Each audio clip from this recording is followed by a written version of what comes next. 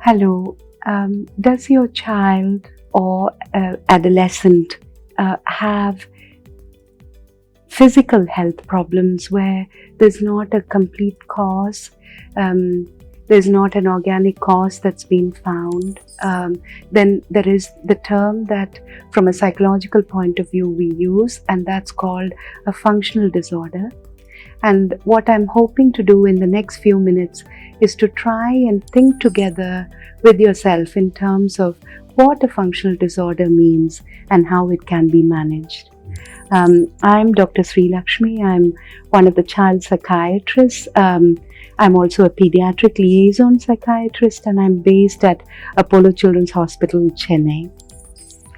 When we look at what functional disorders are, they are a range of different ones.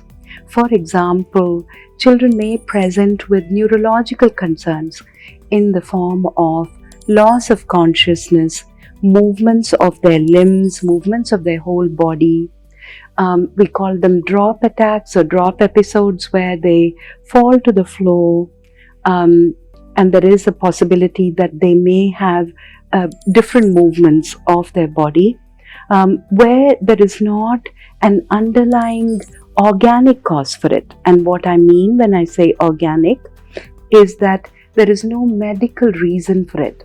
So they might have accessed different pediatricians, different neurologists, and there are multiple investigations that have been done, including CT scans, MRIs of the brain, blood investigations, EEGs, which all come back to be normal. And parents are still left wondering what is happening with their little one. And children are often thinking, I don't understand what is going on. There are such intense symptoms, but everybody is saying I'm fine. So it becomes very difficult for children to make sense of that. Similarly, there are children who present with gastrointestinal symptoms, where we have children presenting with recurrent abdominal pains. So intense, horrible pain, which is disabling, where they are writhing on the floor with it. And they're not able to access education, they're not able to enjoy things that they used to enjoy previously. It becomes very difficult for parents to then understand what is happening or why the child is having those symptoms. Again, when they go to pediatricians and gastroenterologists, they find that all investigations are within range, there is no problem at all. Or the doctors then tell the children, and rightly so, things are amazing because your child is fine. And the parent is left thinking, my child isn't fine because they do have the symptoms. They are struggling with the pain. So some children may also present with musculo-skeletal pains. So for example, there may be pains in different parts of the body. It may be their joints, their limbs, or their back. And they kind of, again, find that all investigations are within range, and they are told that the child is fine, they are doing really well. So this then causes a lot of hassle for parents. They go to multiple doctors, investigations are repeated quite a few times. And these group of symptoms or these group of difficulties are what we call functional disorders. The term has been thought about in different ways. There are different terminologies used for that. So, for example, neurologists may call them paroxysmal non-epileptic events, and psychosomatic disorders are another kind of terminology that is used for it. Persistent physical symptoms without a medical cause or medically unexplained symptoms are other terms that are used for it. No matter what term is used, it becomes very difficult because both children as well as parents find it really difficult to understand how it can get better.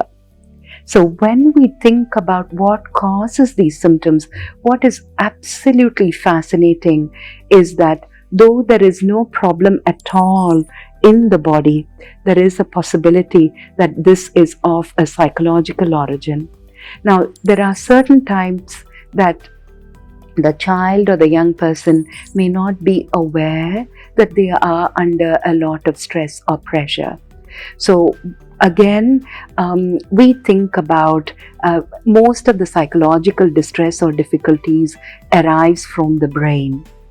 And the brain is such an amazingly fascinating organ. And we have understood, perhaps the science has understood, only 10% of functioning of the brain. So we are still trying to make sense of it. We are still trying to understand it. So if you speak to a psychiatrist, we often talk about the prefrontal cortex. So that's one of our favorite parts of the brain. So this is the front of the brain, which is right here. And that part of the brain, again, when I talk to children and young people, we think about the brain as a classroom. So the front of the brain, or the prefrontal cortex, which is just here, is the class teacher. So they kind of organize, plan, reassure. So they make sense of what is happening in the rest of the brain. And when there is a lot of stress, when there is a lot of pressure that the child is experiencing, the prefrontal cortex doesn't work at its best. So what we find is that the teacher has gone out of the lesson, or the teacher has gone out of the classroom. So there is a possibility that the prefrontal cortex is not reassuring the rest of the brain. So in that situation, the rest of the brain ends up doing whatever it wants. So some of the pain that we are experiencing, the movements that people experience, the seizure-like episodes that happen are because the different parts of the brain are not as coordinated. So we then try and make sense of, how do we understand this? How do we make sense of this? There is a possibility that sometimes there is a clear trigger, and we often notice that the sooner they are referred to a psychologist or a psychiatrist, the sooner we are able to get to the bottom of what's going on, which really helps us manage things. And the way to manage it is to not focus on the symptoms. Involving the child in, we often talk about a formulation. So what a formulation is, we think about, and history is really important for neurologists as well as psychiatrists, and we focus a lot on getting to understand the person. So this is with regard to children as well as young people. And once we get to know the person as a whole, we then try and make sense of what are the different stressors that they are experiencing at that point in time, making sense of that and understanding that, and how we make sense of the family context, the other systems the child or the young person is a part of in terms of their peer groups, social media world, as well as academic aspects. And we try and look at how we can, with the young person and their family, make sense of what is going on for them.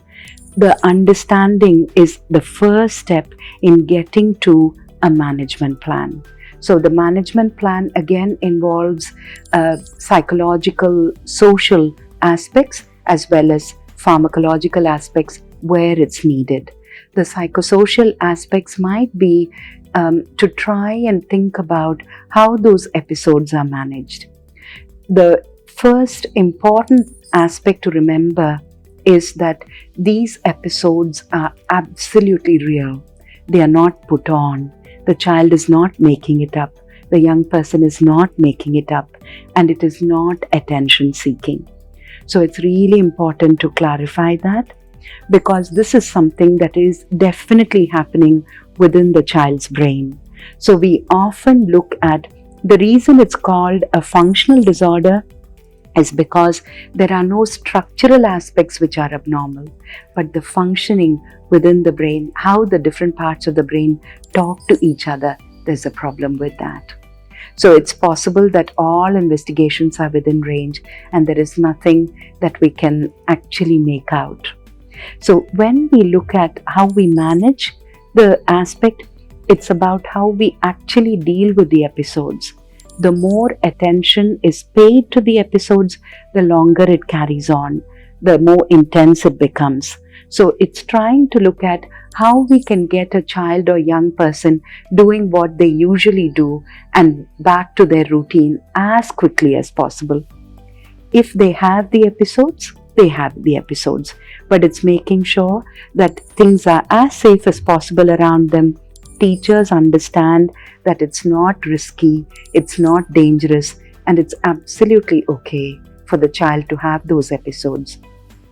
The key element may be to involve the child or the young person in this plan, and for the school to recognize and identify a place that they can go to, have a few minutes of rest, and then come back into the lesson. So there is a possibility that there may be a modification of their routine. So they may not attend a few lessons initially if that is causing them a level of stress. If exams are causing them a level of stress, it's about making sure that if those exams are avoidable, we say, please don't attend those exams. We then help them from a psychological point of view and then work towards resitting exams. That's something that we definitely focus on. We do require support from teachers as well as the family. The more anxiety there is in parents, children pick up on that and the symptoms become more intense because the little ones or the young people are also anxious. It's then trying to look at how we can reduce the level of anxiety in systems around them. When we look at abdominal pains, that can be quite intense.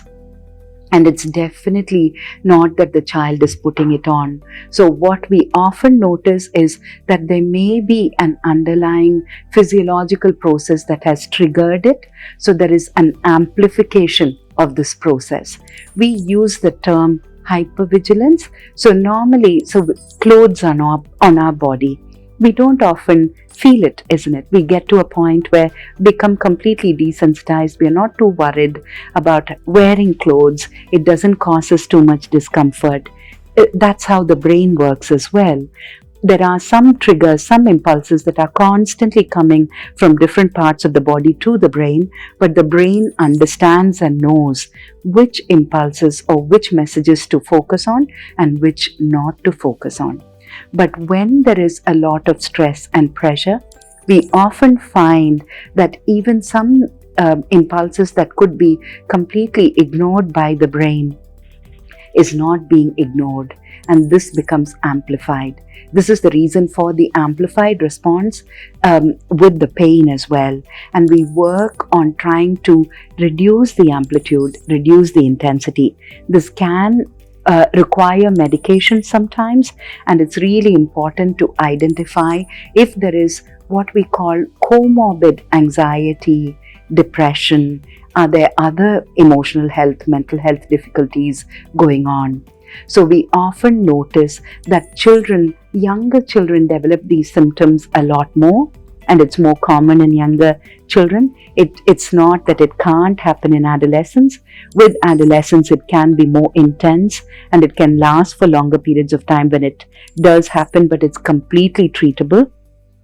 What we find is children who don't have the emotional language to express what they are feeling, quite often these emotions get converted to physical symptoms. So these group of disorders are sometimes referred to as conversion disorders. So it's trying to make sense of what emotions the young person is feeling and to help them work through that, to help them articulate that, and that becomes the treatment process per se.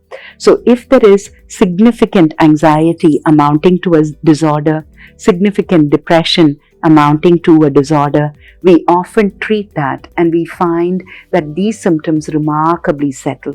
So some of that will also require medication. So it's not that medication is not used at all as part of this. So there is a possibility that we may be using anti-anxiety medication for a period of time in order to help children manage these symptoms. And again, just to reiterate and reinforce, It's a completely treatable condition. Children and young people research, there's a lot of research that's been done with these symptoms, and we find that children and young people respond really well to treatment, getting in there early enough, and for parents to start trusting systems. So quite often we call it doctor shopping. Because of the anxiety, parents end up going from one doctor to another, which then means that a lot of precious time is lost in getting to the right person who can help. So it's making sure that parents are aware that this is a completely treatable condition, and we can get on a journey to help the little one have a more comfortable life, both in school and at home. Hope this information has been helpful. If there are further queries or further concerns, please do get in touch with us at Apollo Children's Hospital. Thank you so much.